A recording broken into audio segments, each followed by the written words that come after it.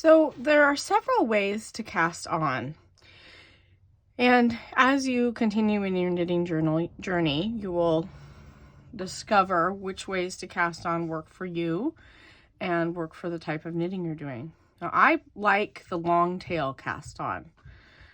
So that's the one I'm going to show you.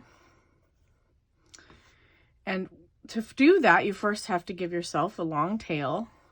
Now you'll notice I've pulled quite a bit of yarn back. I'm going to pretend like I'm starting for a simple scarf on these size 8 needles.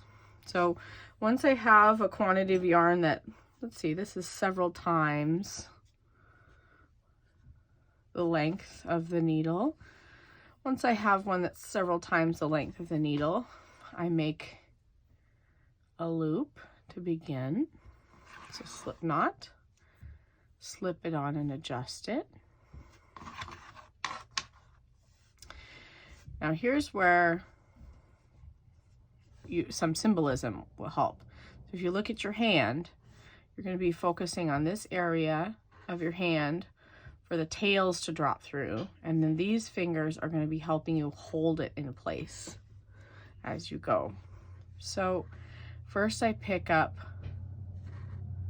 on my thumb, so I go from the outside draping through with a tail, and then I use my finger and I slip my finger through, and it makes, the tails are right through the middle. The tail and the yarn that heads to the ball are draped down through the middle. The yarns that go to the slip knot, which is a little loose, go to the needle. Okay, so next step, let's start again. You have that all set up. You swipe it with our thumb, swipe it with your finger, lock the strands in place in the center. You dig you dig under the left, under the right, and pass it onto the needle. And if you need to fuss with it gently, don't make it too tight, but if you need to fuss with it, you can. Okay, trapped in. It's kind of like a heart shape because your finger's a bit like a V or a gun shape. Go under the left to the middle and under the right, all the way underneath of everything, and pass through. Under the left, under the right, pass through. Under the left, under the right, and pass through. Now let's look again at how I pick that up. So the stitches that are coming from my needle are hanging down. I'm having my tail on my left. The end that heads to my ball is on the right. So I swipe. So I'm kind of grabbing with my fingers too, aren't I? Grab with my fingers, thumb sweeps under, grab with my fingers, pointer finger sweeps under, and continue.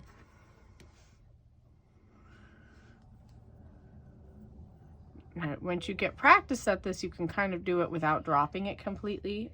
I pretty much always have to pick that pointer finger up again.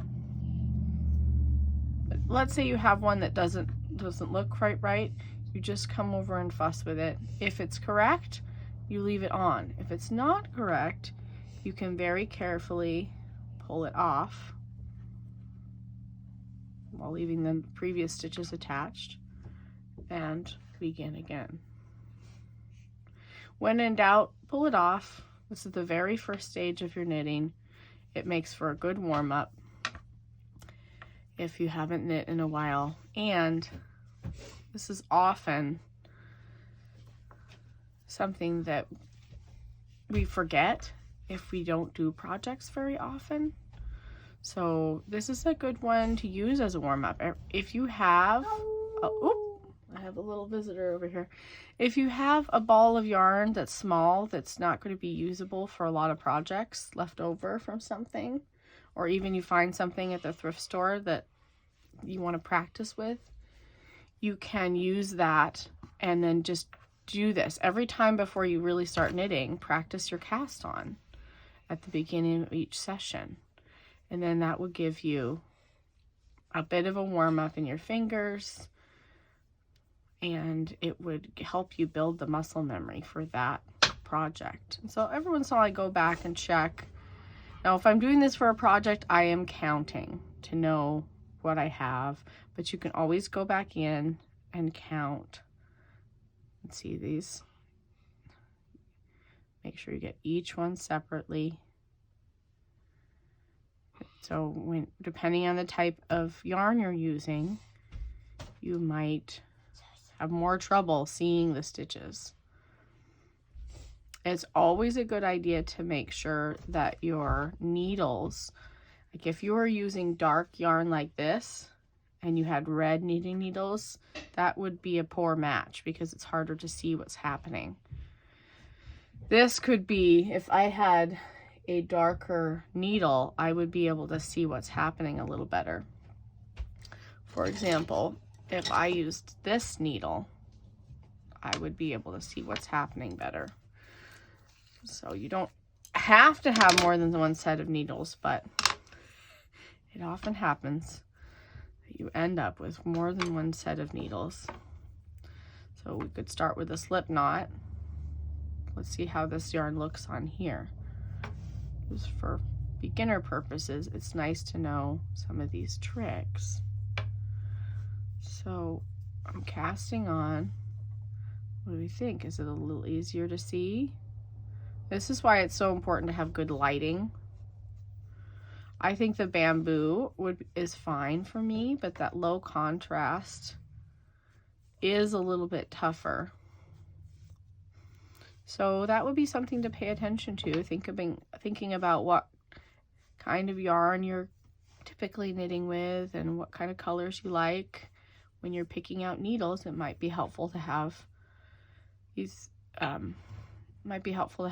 needles in more than one color, or at least have them be a neutral color that you don't tend to use, so it stands out.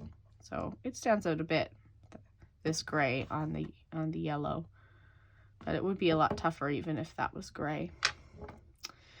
So then what do we do after we've cast on?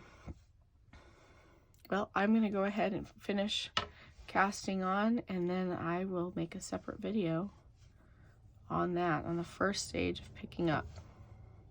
See how that's twisting a bit? I just keep the long tail on the left, the other one on the right, and I just keep going. And I'm not pulling hard, I'm just adjusting.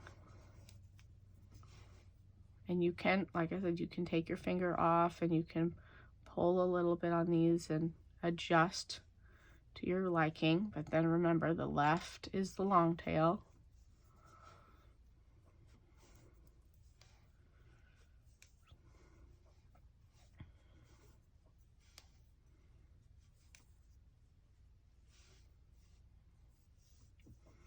And take a break and drop them and count, making sure that they're not too close to the tip. Anytime you get your needles too close to that tip, you're risking falling off. So it's always good to kind of push it down a little bit, reevaluate. You don't want to have too big of a gap between any of the stitches, but you also don't want them too tight. Now, if you are going to be doing a project, sometimes what I do is I use a larger needle. Like, let's say I was going to be using this set of needles for my project.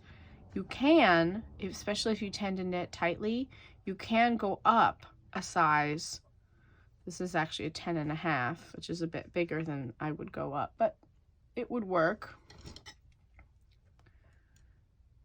See, here's two 10.5s, but you only would need one to cast on for a scarf, and you could just go up a little bit and then you would have more space. You can see how each stitch, you're creating the space in the fabric on the needle. Each loop is the space that you will have on the final knitted product. So in this case, I'm going to go ahead and continue with this, get my stitches on, and then I will come back to the video and do another one on picking up the first stitch and getting started.